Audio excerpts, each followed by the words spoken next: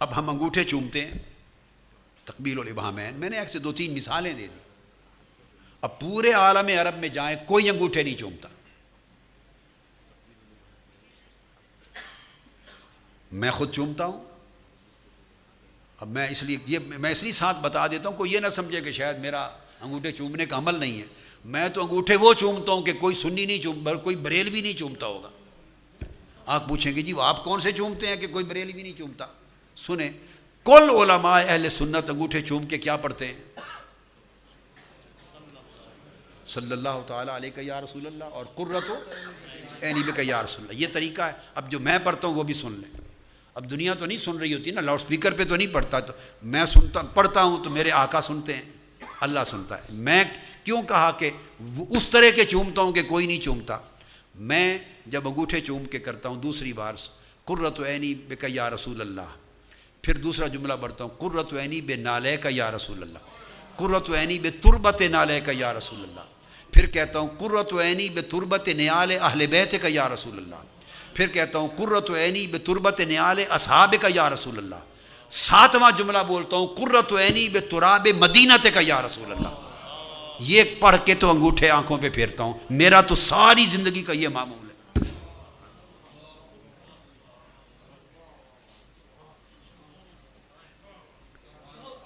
تو میں تو مدینہ کے کتوں کے پاؤں کے ساتھ لگی ہوئی گرد کے ساتھ بھی آنکھوں کو قرۃ کہہ دوں. اور میں نے زندگی میں میں آگے اور کیا بات نہیں کہتا. تو میرا مقصد بات کا یہ ہے، اب عمل یہ ہے. اور ایک زمانہ مناظروں کا تھا، 60s کا 50s 60s کا زمانہ مناظروں کا رہا. علامہ چک سواری صاحب جانتے ہوں گے، مناظروں کا دور تھا ایک. اب وہ نہیں رہا. میں نے بھی مناظرے کیے. میری زندگی کا پہلا مناظرہ 8 گھنٹے کا تقبیل ابہامین کے موضوع پر ہوا تھا. زندگی کا پہلا مناظرہ. میں نوجوان تھا. تینوں منصف علماء دیوبند کے فارغ التحصیل اور فاضل تھے، تینوں منصف. اور میں بڑا بے دھڑک کرتا تھا، کوئی منصف بن جائے پرواہ نہیں. وہ کہتے تھے یہ تینوں دوسرے مسلک کے ہیں، فیصلہ غلط دے دیں گے. اللہ اور اس کے رسول کے بھروسے پر کہتا تھا ان کے لیے میں ان کو کھلا چھوڑوں گا باندھے بغیر تو تب فیصلہ دیں گے، باندھ دینا انشاءاللہ. تینوں منصف دوسرے تھے. 8 گھنٹے مناظرہ ہوا. تینوں نے متفقہ فیصلہ انگوٹھے چومنے کے مستحب ہونے پر لکھ کر اعلان کیا. تینوں علماء دیوبند، دلائل میں گھیر لیا ان کو. تو میں نے اس لیے کہا کہ میں تو ہماری تو زندگی گزری ہے اس پر. لیکن اگر کوئی مجھ سے پوچھے کہ جو انگوٹھے نہیں چومتا تو کیا اس کو میں سنیت سے خارج کر سکتا ہوں؟ یہ خیانت اور بددیانتی ہوگی. چونکہ حدیث ضعیف سے ثابت ہے. حدیث یہ میں آپ کو بڑا حظ آئے گا اور کام آئے گی یہ طریقہ. میں 2 منٹ لگیں گے، میں وہ مناظرے کا خلاصہ بتا دوں. ہوا بھی یہ، میں نے تینوں علماء کو کہا کہ میں نے ثابت کرنا ہے، ان مولانا نے انکار کرنا ہے. دونوں سے تحریری طور پر کیا ثابت کرنا ہے میں نے، مجھ سے بھی لے لیں.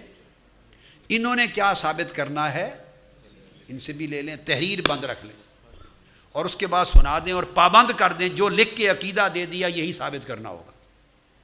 میں نے لکھ کے دیا کہ تقبیل ابہامین آقا علیہ السلام کے اسم پاک اور درود پاک پر یہ حدیث ضعیف سے ثابت ہے، اور حدیث ضعیف پر فضائل اعمال میں عمل کرنا مستحب ہے اور عند الاکثریہ جمہور مباح ہے.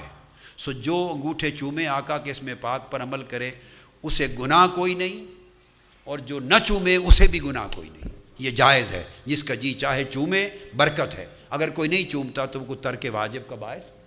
میں نے لکھ کے دے دیا.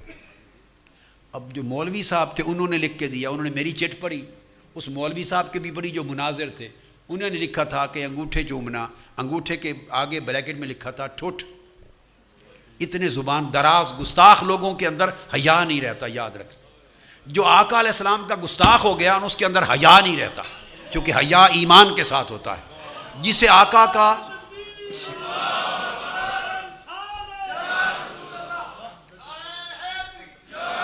جسے آقا علیہ السلام کا حیا نہیں ہے اس میں ایمان تلاش کرنا بے وقوفی ہے.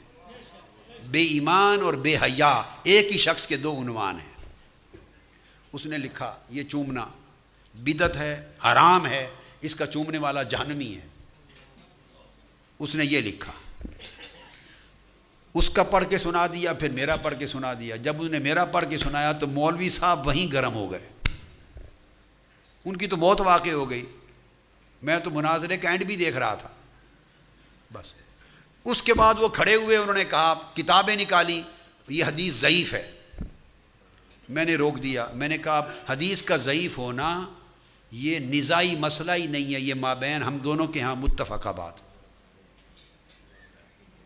وہ جو کتاب اٹھائیں ثابت کرنا چاہتے تھے کہ یہ حدیث ضعیف ہے، میں نے دعویٰ میں لکھ کے دے دیا، تو میں نے کہا اس پر تو کوئی مناظرہ ہی نہیں ہے، میں نے خود لکھا ہے ہاں حدیث ضعیف ہے، اسے ثابت کرنے کی ضرورت نہیں۔ اب اس کے پاس پورے 8 گھنٹے کے لیے مناظرے کا کرنے کا کچھ بچا ہی نہیں، اس نے ثابت یہ کرنا تھا کہ ضعیف ہے۔ میں نے دعوے میں لکھ دیا ہاں حدیث ضعیف ہے۔ اب آگے لکھا تھا حدیث ضعیف پر عمل کرنا فضائل میں یا فضائل اعمال میں جائز ہے۔ میں نے کہا اس پر مناظرہ ہوگا، میں اصول حدیث کی کتب سے ثابت کروں گا کہ ضعیف حدیث پر عمل کرنا جائز ہے، یہ ثابت کریں کہ جائز نہیں ہے، اور یہ ثابت کریں کہ یہ بدعت ہے، حرام ہے اور باعث جہنم ہے، ثابت کریں۔ میں ثابت کروں گا مباح ہے اور مستحب ہے۔ 8 گھنٹے، اب ان کے پاس کچھ بچا نہیں، بس ایسے ہی وہ پریشان رہے۔